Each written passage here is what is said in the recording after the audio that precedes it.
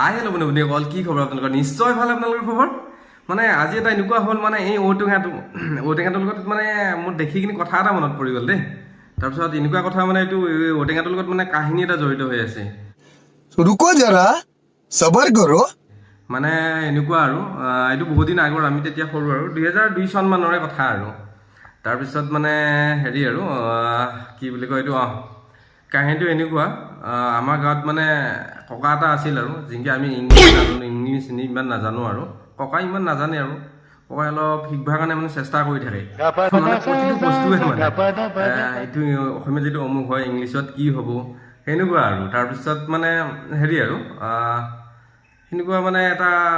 ককাই একদিন মানে ঔটেঙা বাৰী আছিল মানে কাতি বিহু টাইমত আৰু মানে আমাৰ ঔটেঙা বাৰী আছিল আৰু বিহু টাইমত তাৰপিছত ঔটেঙা পাৰি থাকোঁতে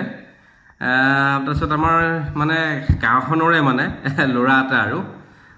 ল'ৰাটো এনেকুৱা মানে কি বুলি কয় সি মানে গুৱাহাটীত গৈছিল আৰু কাম কৰিবৰ কাৰণে তাৰপিছত মানে সি হেৰি আৰু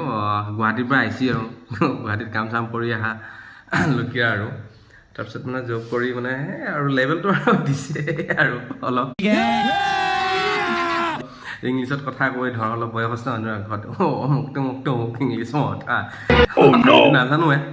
তাৰপিছত মানে কেনেকুৱা কথাটো হেৰি আৰু মানে ককা যেতিয়া ঔটেঙাটো পাৰি আছিল তেতিয়া মানে সেই হৰেণ নামৰ ল'ৰাটো ৰাস্তাৰে পাৰ হৈ গ'ল তাৰপিছত ককাই ক'লে হৰেণ কবা হয়তো আছো না তোক লগ পালোঁ মই ভালে হ'ল সিও কৈছে ককা কিয় মাতিছিলা খোৱা ককা কোৱা তাৰপিছত মানে হেৰি হ'ল আৰু তাৰপিছত কৈছে হৰেণ বাবা এইটো যে ঔটেঙাত আমি অসমীয়াত ঔটেঙা বুলি কওঁ তুমিতো ইংলিছ জানা এই ঔটেঙাটো বাৰু ইংলিছত কি বুলি ক'ব তাৰপিছত সি কৈছে ককা এইটো ঔটেঙাটো